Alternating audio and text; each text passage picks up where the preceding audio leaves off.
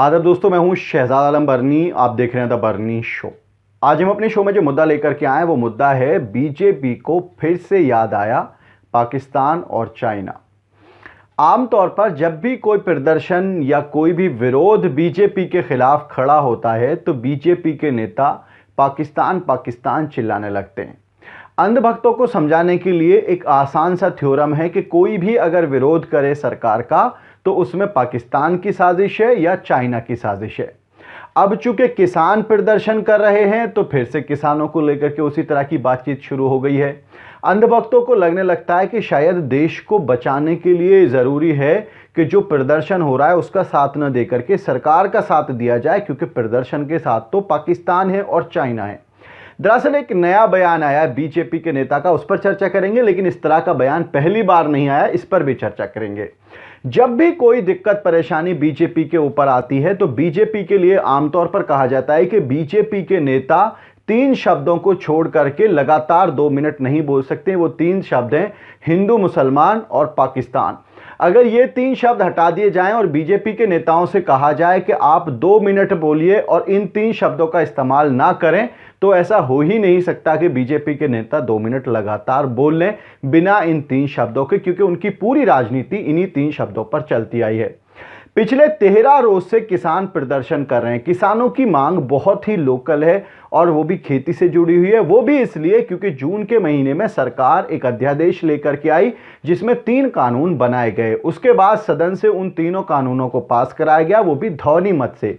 यानी कि जो पक्ष जोर से आवाज लगाएगा, जिसकी आवाज ज्यादा होगी, हाँ वालों की आवाज ज्यादा होगी तो पास माना जाएगा, ना वालों की आवाज ज्यादा होगी तो पास नहीं माना जाएगा। लिहाजा बीजेपी के नेता ज्यादा थे सदन में, इसलिए हाँ वालों की आवाज ज्यादा थी और ध्वनि मत से बिल को पास करके कानून बना दिया गया।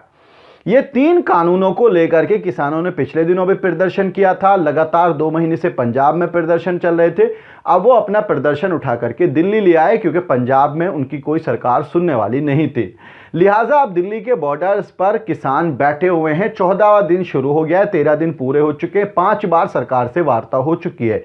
सरकार बार बार कहती है कि हम इस बिल पर स्पष्टीकरण देने को तैयार हैं, लेकिन किसानों का कहना है कि स्पष्टीकरण नहीं चाहिए, ये बिल वापस लिए जाएं, क्योंकि इससे आने वाले समय में किसानों को बड़ा नुकसान होगा और धन्ना सेठों की जेबें भर जाएंगी। लिहाजा अब जब बीजेपी पर कोई और ऑप्शन नहीं बचा तो बीजेपी के नेताओं ने पाकिस्तान पाकिस्तान चिल्लाना शुरू कर दिया। बीजेपी के केंद्रीय मंत्री राव साहब दानवे ने कहा कि किसान आंदोलन के पीछे चीन और पाकिस्तान है। आप समझिए कि चीन और पाकिस्तान किसान आंदोलन में घुस आए।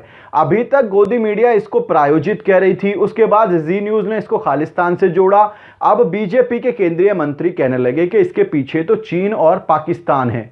चाहे मुद्दा कोई भी हो, पीछे चीन और पाकिस्तान ही होता है। लेकिन यह ऐसा पहली बार नहीं हो रहा है कि जब किसी प्रदर्शन के पीछे चीन और पाकिस्तान को नाम दिया गया हो। इससे पहले 24 फरवरी 2020 को भी एक बयान आया था बीजेपी के ही केंद्रीय मंत्री गिरिराज सिंह का। गिरिराज सिंह ने कहा था कि शाहीन बाग के एंटी सीएए प्रोटेस्ट के पीछे पाकिस्तान का षड्यंत्र है। मतलब ये कोई नई कहानी नहीं है, ये एक पुरानी स्क्रिप्ट है। आप समझते हैं जैसे किसी फिल्म का रीमेक बनता रहता है। एक ही स्क्रिप्ट है, जैसे गाड़ी पलटने की स्क्रिप्ट होती है, एनकाउंटर की एक स्क्रिप्ट होती है, उसी तरह से पाकिस्तान पाकिस्तान चिल्लाने की भी बीजेपी की एक स्क्रिप्ट है। लेकिन इस सारी स्क्रिप्ट के पीछे एक सबसे बड़ा सवाल खड़ा ये होता है कि क्या हमारी देश की सुरक्षा एजेंसियां सही से काम नहीं कर रही हैं?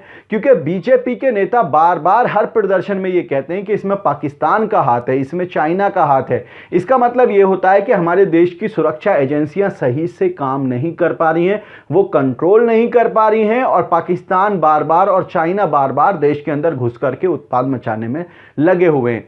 तो अब बीजेपी को यह तय करना पड़ेगा कि या तो वो ये कहें कि देश की एजेंसियां सही काम नहीं कर रही, या फिर ये पाकिस्तान और चाइना का राग अलापना बंद करें और जो मुद्दे सरकार के सामने खड़े हुए हैं उन मुद्दों को सही ढंग से, उन मुद्दों पर सही से बात करने की कोशिश करें और मुद्दों का हल निकाला जाए।